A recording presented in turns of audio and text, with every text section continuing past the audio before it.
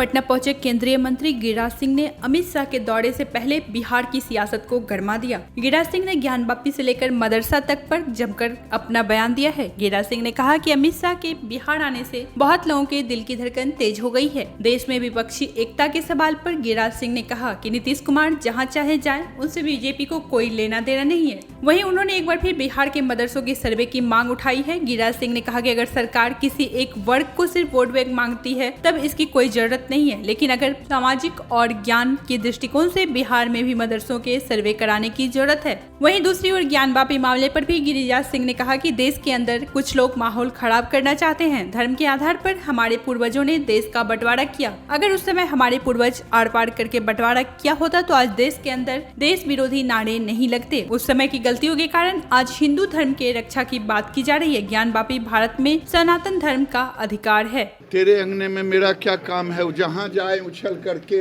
कोई उठ बैठ कराए, उससे भी मुझे क्या लेना देना है। जब बीजेपी से अलग हुए तो बार बार लोग हल्ला कर रहे थे, केसीआर का फोन आया, केसीआर का फोन आया।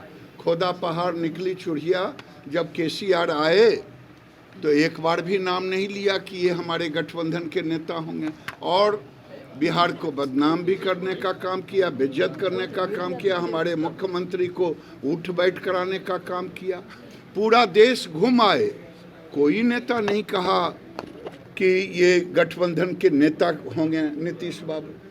तो इतना तो समझना चाहिए कि केवल किसी के विरोध में राज्य की जनता और देश की जनता जानना चाहता है। इतने दिनों तक नरेंद्र मोदी के साथ रह करके, तारीफ की झड़ी लगा करके, क्या कारण हुआ जो बीजेपी को छोड़ करके आरजेडी में गए, ये भी देश की जनता जानना चाहती है। सरकार में है, मंत्री लगातार आरोपों के घेरे में, कैसी सरकार दिख रही है? देखिए, ये तो बेहतर नीतीश बाबू बता पाएंगे 17 साल के अनुभव के अनुसार, और हम तो इस पर कोई कमेंट नहीं दे सकते हैं। मैं जरूर आरसीपी सिंह का प्रेस देख रहा था, जो वो कह रहे थे कि 17 साल जनता दरबार लगाया, दरबार लगा लिया, इसके सिवा और कुछ नहीं किया। तो नीतीश जी से बढ़िया कोई कुछ नहीं बोला।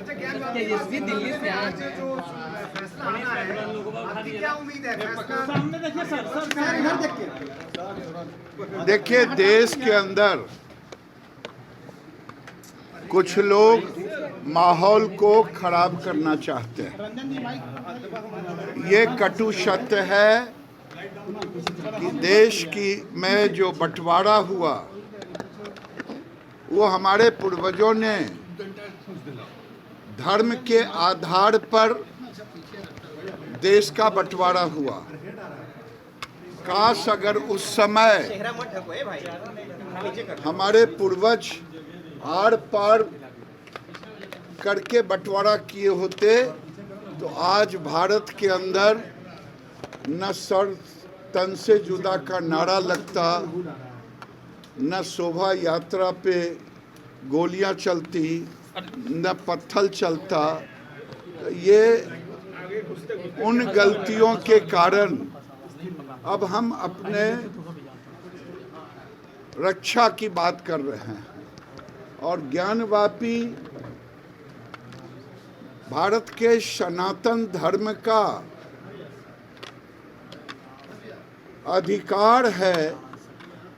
काशी, मथुरा और अयोध्या, ये तीनों हमारे आराध्य हैं।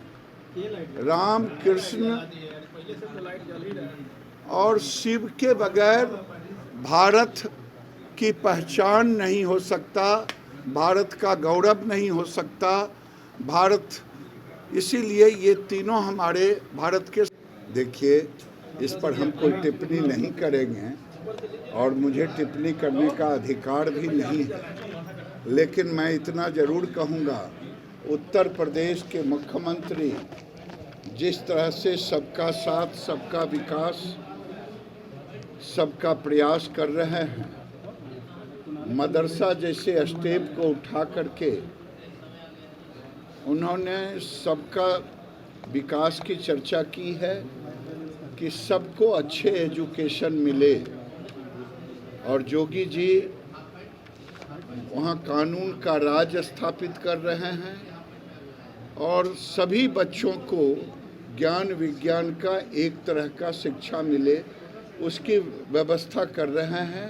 इसीलिए वो मदरसों का सर्वे कराने का काम। ये सब जगह जरूरी है मदरसा का सर्वे होना, आपको लगता है कि राज्य बिहार में मदरसा का सर्वे?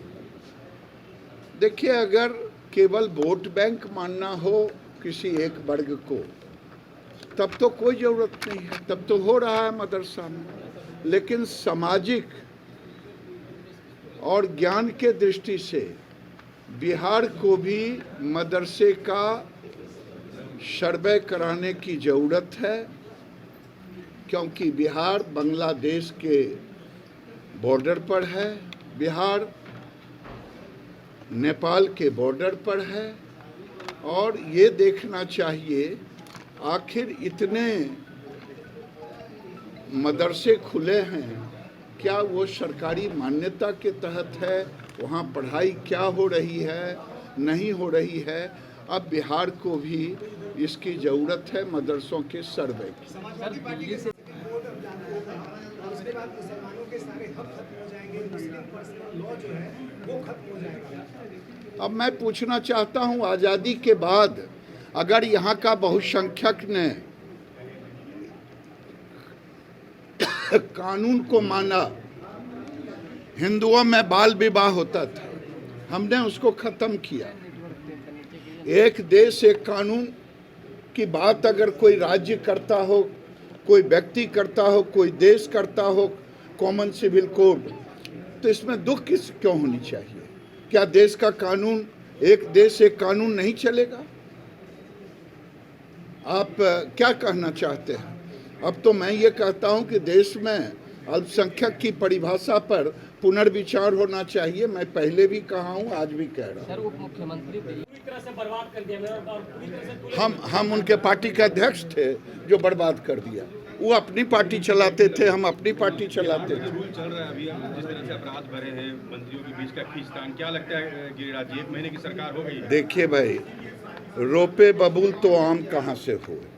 नीतीश कुमार जी लाख समीक्षा करे, लेकिन माननीय मुख्यमंत्री जी के नाक के नीचे उनके अधिकारियों को थाने में घुस करके कॉलर पकड़ता हो, इससे बड़ा लॉ एंड ऑर्डर का उदाहरण और क्या हो सकता है, जिसको अच्छे लॉ एंड ऑर्डर की बात करते हैं। नीतीश कुमार ने जंगल राज नहीं जनता राज की बात कही, कहा बिहार में जनता राज चल रहा है। सीमांचल के इलाके को यूनियन टेरिटरी बनाना चाहिए या नहीं, आपकी क्या राय है? मैं अमित शाह बिहार आ रहे हैं सर, कैसे देख रहे हैं इसको? 2024 कैसे देख रहे हैं? देख रहे हैं इसलिए अमित शाह भारतीय जनता पार्टी के राष्ट्रीय नेतृत्व, राष्ट्रीय अध्यक्ष रह चुके हैं, और जिनको उनसे घबराहट होती है उनका दिल का धड़कन नाप लीजिएगा कि अमित शाह के आने से किनका किनका दिल का धड़कन बढ़ने लगा। सरकार को